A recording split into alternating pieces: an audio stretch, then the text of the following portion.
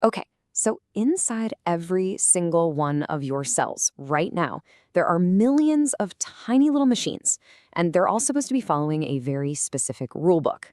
But what happens when we find out we've been reading that rule book wrong all along?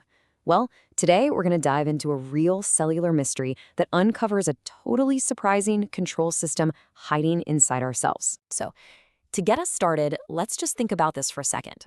What if we could find the exact switch that tells a cancer cell to move and just flip it off? I know it sounds like something straight out of science fiction, right? But believe it or not, that's the incredibly high-stakes question at the heart of the research we're looking at. The ability for our cells to move around is, well, it's kind of like a superpower. It's absolutely essential for good things. Healing a cut, sending your immune cells to fight off an infection. But like any superpower, it can be hijacked for bad. And that's exactly what happens when cancer cells use it to break away from a tumor and spread. That's a process we call metastasis. All right, so who are the key players in all this? They're these molecules called G proteins. And honestly, the best way to picture them is like the internal managers of the cell. They're hanging out right inside the cell's edge, just waiting for messages to come in from the outside world. And when a signal does arrive, they're the ones who decide what happens next. Should we grow? Should we divide? Or, in the case we're talking about, should we get moving? Okay, so let's walk through the standard how-to guide for cell movement, the way we thought it worked. It seemed like a pretty straightforward four-step deal. Step 1, a signal comes in from the outside. Step 2, this triggers a manager protein called G to split in two. Step 3, that split releases this really important piece called G beta gamma. We'll just call it G beta gamma. And finally, that G beta gamma piece goes on to activate the go signal. The cell gets the message and starts moving.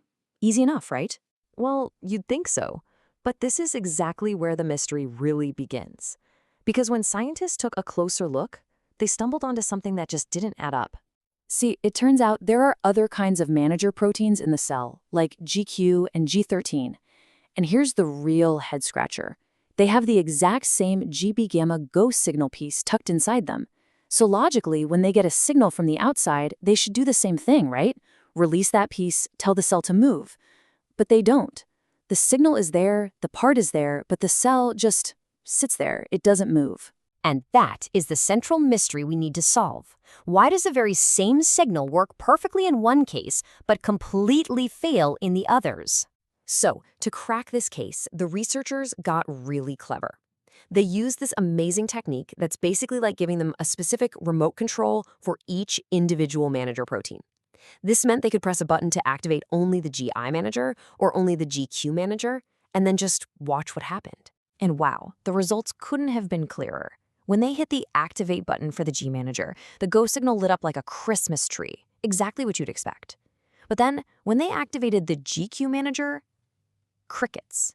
Nothing. Barely a blip on the radar. This was the proof. GQ had the right equipment, but for some reason it just wasn't deploying it. Okay, so this led the team to their next logical question. It's a really smart one. If the GQ manager isn't really doing anything to begin with, then shutting it down shouldn't change anything, right? It should also do nothing. So to test that idea, they used a drug to completely block GQ, and then they sent a general get moving signal to the entire cell. But what they saw next was the aha moment, the big twist. Because blocking the supposedly useless GQ protein didn't do nothing, not at all. It caused the go signal to skyrocket. We're talking a massive 150% increase. This was it. This was the giant clue they needed. GQ wasn't just sitting there doing nothing. It was actively holding the signal back.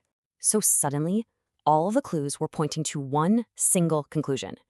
The problem wasn't a broken engine. No. It was like someone was slamming on the brakes. The go signal wasn't missing in action. It was being actively restrained. And here it is, the big reveal. The scientists figured it out. Gq and G13, they're micromanagers. Here's what happens. When they get a signal and split into their two parts, one part, the G alpha subunit, just refuses to let go of the other part, the G beta gamma go signal. It literally hangs on tight, acting like a physical brake and making sure that go command never ever gets delivered. So let's just lay this out side by side to make it super clear. You've got the GQ protein. Think of it as the delegator. It gets a signal, it releases the G-beta GALA piece, and boom, the cell moves. Simple. Then you've got Gq and G13, the micromanagers. They get a signal, but they hold that G-beta gamma piece captive. They restrain it. And the result? The cell stays put.